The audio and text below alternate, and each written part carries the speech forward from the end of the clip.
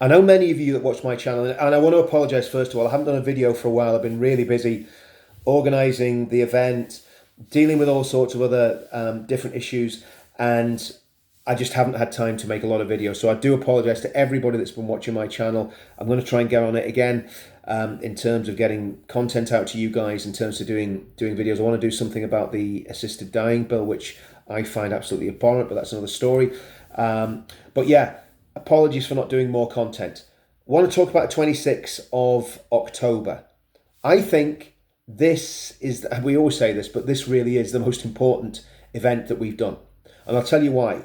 Because we're not doing an event in a vacuum where hypothetical disasters can happen. We are living in the middle of a political catastrophe in the United Kingdom. We've got a Labour government that's completely unrepresentative of the British people. If I'm right, I think 9 million people voted for Tutier Keir and his government. It's scandalous how many people actually elected this government. I could be wrong on that, it could be slightly more, but it's not a majority of the British people. 48% of the British people didn't vote. And as far as I know, 33% of the people that voted for Tutier Keir, or Keir Starlin as he should be better called. The man has no compassion, he's no mercy. I think he's one of the most unpleasant individuals I've ever seen in British politics, and that's saying something because there have been some absolute stinkers. He has no emotion, he's no compassion. I would go as far as to say I think he's an evil man. He's in Parliament. He's in power. He's the Prime Minister. He's the one calling the shots. We've got 5 years to organise, to build a movement, political parties, a cultural movement, an ideological movement, dare I say a Christian movement that will remove Keir Starmer from power in 5 years' time. It must happen or else the UK is finished. We must get rid of Tutier Keir. And the 26th is so important. We're thinking about the political prisoners. We're thinking about the train driver who's had to leave his disabled wife and go into prison for singing a song about Alan. Or maybe it was someone else. He's in prison for 2 years for singing that song. That I've been on hundreds of demonstrations where people have sung that song. In the UK, it used to be called parody and humour. But of course, it upsets the sensibilities of a certain demographic which can't be mentioned on social media because you'll get your channel vaporised. That's what we're up against, folks. We're living through an absolute catastrophe. Freedom of speech is evaporating. Freedom of assembly is evaporating. It's vital that we exercise our freedom of assembly because once it's gone, you'll complain. So first thing, come on the 26th. Secondly, what can we do about all this? Well, first of all, I just said it. You come on the 26th. You get to London.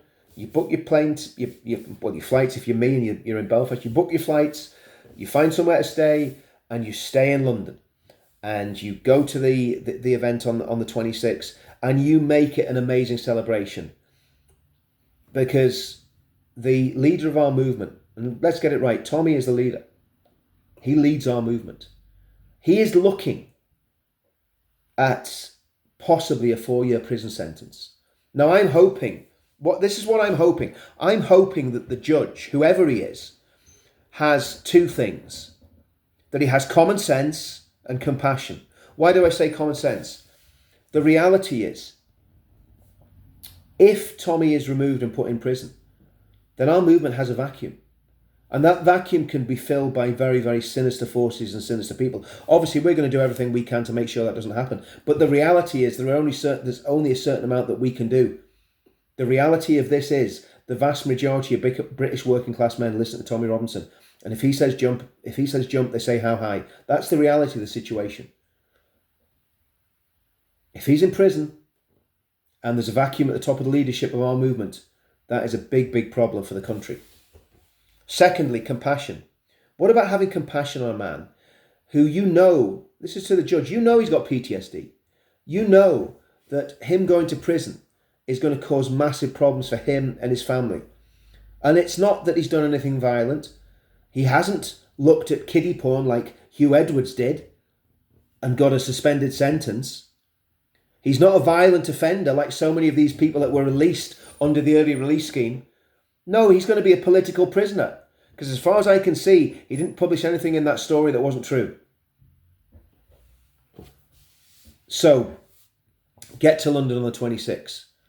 Stand with Tommy, stand for Tommy, and also stand for every single political prisoner that's behind the door. See you all on the 26th.